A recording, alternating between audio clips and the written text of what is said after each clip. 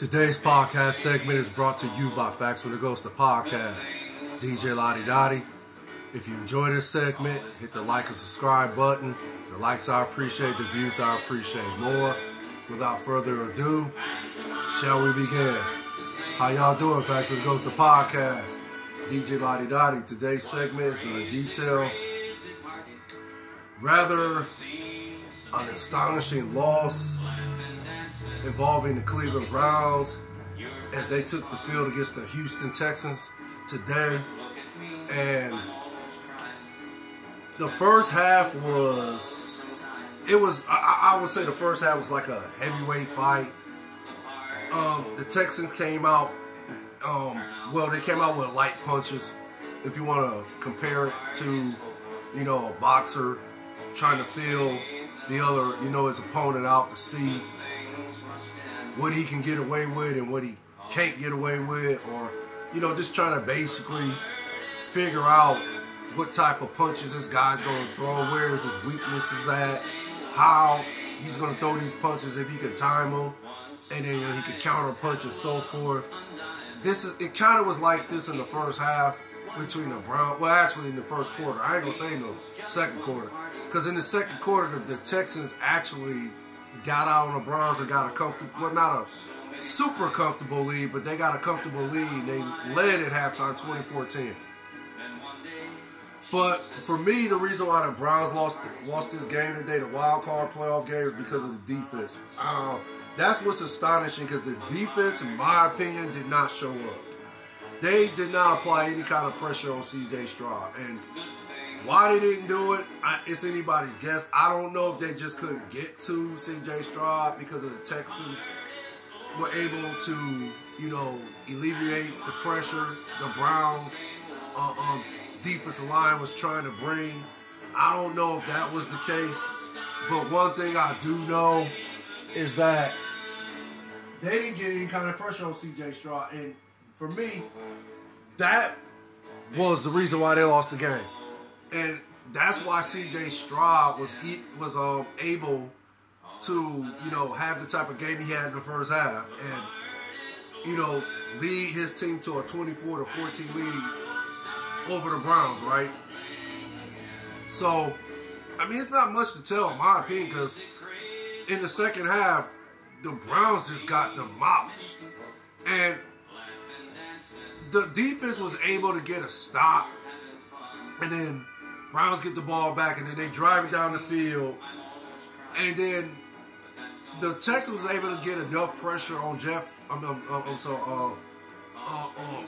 can't believe I'm getting them. Joe Flacco. There we go. Joe Flacco. They was able to get enough pressure on him to where he just made a horrible pass, and that resulted in a pick six. So I think at that time, 24-14? I want to say the Browns. I don't want to say the Browns is down 31-14. And then I think the defense was able to stop them again. And then Flacco got another pick six. And then that made it 38-14. And then the Texans was able to get another score. And that made it 45-14. So actually, the two pick sixes is what put the game out of reach for the Browns, and the Texans was able to finally get a comfortable lead and was able to deliver that knockout punch, that TKO punch, if that makes sense. And they were able to do it, I believe, in the third quarter, maybe late in the third quarter. I can't really remember because I was in awe how the Browns were actually losing this game. I expected a close game, and I expected the Browns to win it, with a field goal, if that makes sense, because of the experience and because of the Browns defense. But of course, I was wrong. And I think most people that picked the Browns, we were wrong. And are the Texans that good? I'll say it like this. The Texans are good. They're a good football team. They got a good coach.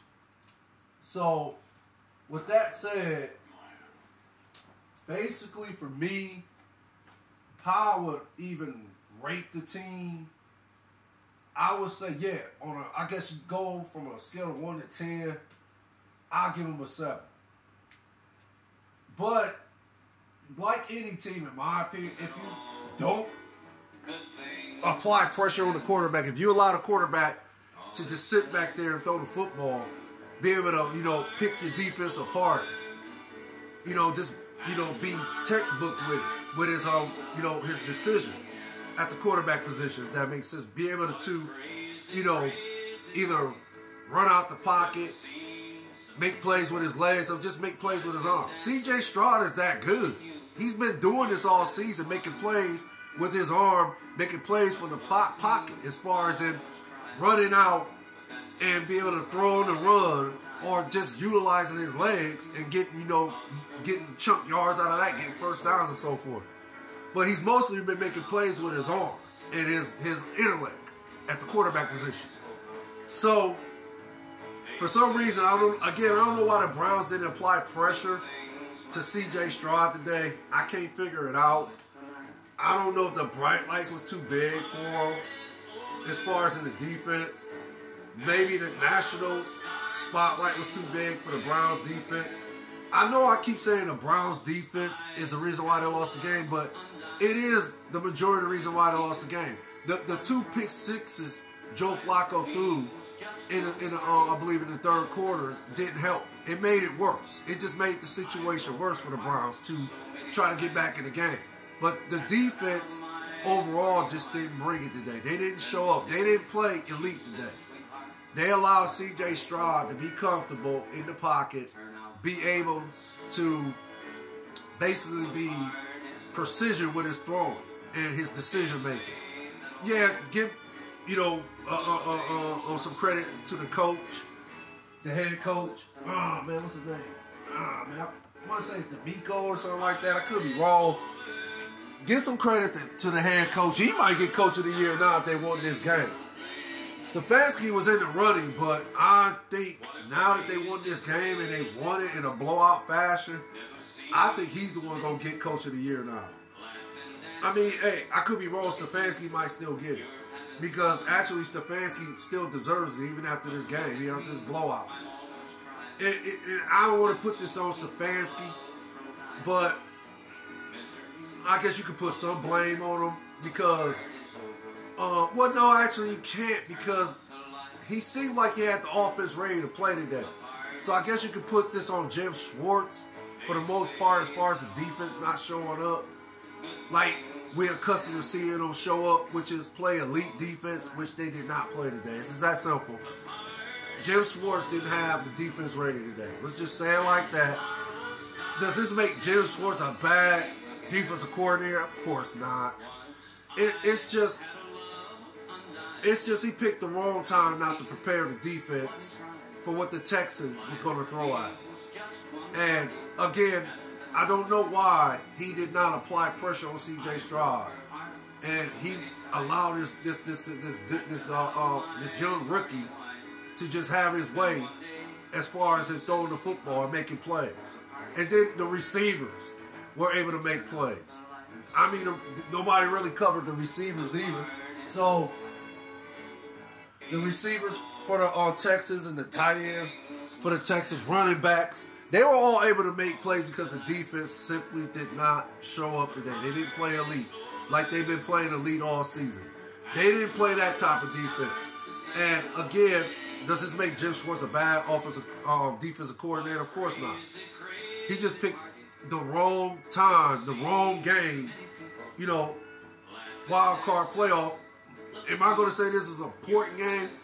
Yeah, it is an important game because if you win this game, you're 2 games away from playing in the Super Bowl. So, yeah, it's an important game. The Browns, should have been more prepared for it, but they wasn't. And, okay, for Browns fans, you can be disappointed. You can be, frustrated. You can. I know they're gonna be calling. It's gonna be some people calling for Stefanski's job. Probably gonna be calling for Jim Schwartz's job. I know all these takes is gonna be, for not all of them, but I like to think some of these takes are gonna be negative regarding the Browns and why they lost today's game, 45-14. The wild card game, the playoff games. If that makes a playoff game, that makes sense. I know them takes is gonna be negative, but I still feel that Browns fans should be proud of this team. I am. I think they should be proud of Stefanski. I am. Because, again, I've said it on many of my podcast segments, how Stefanski was able to take this team to the playoffs regarding all these injuries to all those key players. I'm not even going to mention it no more. You know who those players are that didn't play for the Browns this season, and it's because of significant injuries, season-ending injuries. Y'all know who those players are. I'm not mentioning them no more. All I know is Stefanski did not allow this to deflate the team. They still went out this season and played for Stefanski. And because of them going out there playing, and because of Stefanski's ability to galvanize the team, be leader of men, this is why the Browns were able to make the playoffs in my position. But that's all I have to report. Y'all take care. You stay blessed out there. Facts from the Ghost of Podcast. DJ Lottie Dottie. The likes I appreciate. The views I appreciate more. One love. Later.